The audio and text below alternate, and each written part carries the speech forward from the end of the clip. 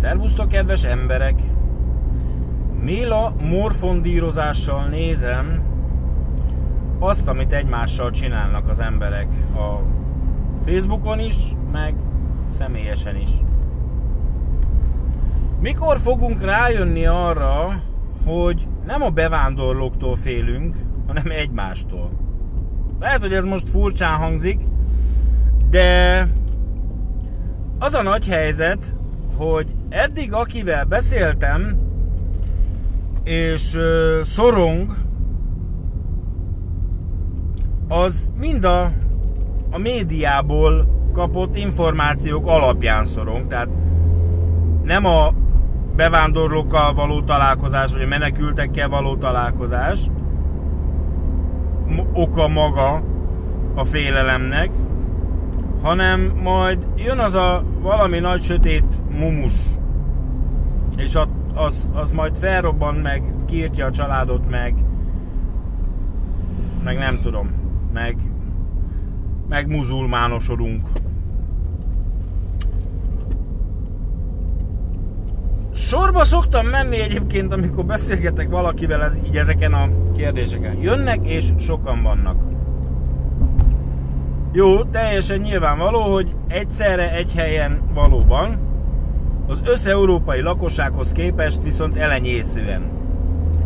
Ugye mondják, hogy 500 millió ember él Európában, ezek meg jönnek, nem tudom, eddig félmillióan, vagy jöjjenek összesen 3 millióan. És akkor mi van? Majd ugye az a központi probléma, hogy majd kierőszakolják a muzulmán vallást. Jó. 500 millió ember keresztény, na nem, mintha az a hajde nagy templomba szaladgáló gyerekek lennénk, tehát nem erről van szó, hanem csak hogy a mi kereszténységünk. Jó? Mondom, hogy ha 500 millió ember megmuzulmánosodik 3 millió embertől, akkor hát baj van. Írja ez egyik ismerősöm, hogy de nem ám 3 millió, mert már hogy 44 millió muzulmán van regisztrálva Európában. Jó, 44 millió emberhez még jön 3. Akkor 47 millió embertől fogunk meg muzulmánosodni mi 500 millióan? Nem tudom, lehet, hogy igen, nem tudom, csak olyan furcsán hangzik. Majd az erőszakosságok meg a gyilkosságok jönnek. Jó. Mikor? Mert ma nem volt. Ugye nem is találkozunk velük, mennek. De ha igen, akkor majd akkor fogok elkezdeni félni. Mert hogy robbantások lesznek, rendben van. Én erre azt szoktam mondani, hogy ha én bemegyek egy házba, vagy egy közintézménybe, vagy épületbe, és rám robbantják, akkor valószínűleg az volt a sorsom, és boldog emberként fogok meghalni, mert addig nem féltem. Tehát a félelem teszi tönkre a mindennapjainkat, a mumus, és ennél az a nagyobb baj, hogy a személyközi kapcsolatainkat is. Tehát szerintem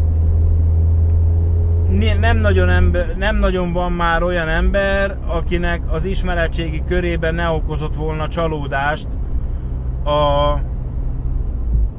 menekült helyzetre való reagálása. Biztos vagyok benne, hogy van olyan ismerősöd, akin megdöbbentél, hogy úristen, hát ne vicceljünk már, hát ez az én barátom, kollégám, munkatársam, rokonom, nem tudom kim, hogy lehet ilyet mondani? És akkor mondod neki, akkor neked ugrik. Észrevesszük, hogy mit csinálunk egymással, egyébként a semmin.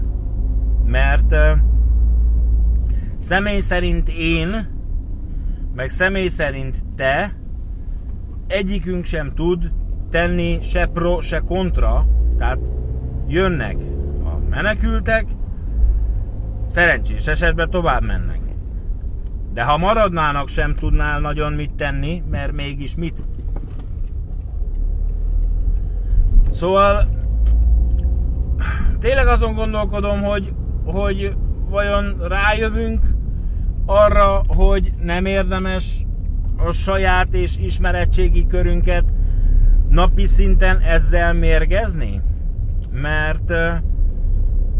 Mert a butaság és a semmi. Arra mennek rá emberi kapcsolatok.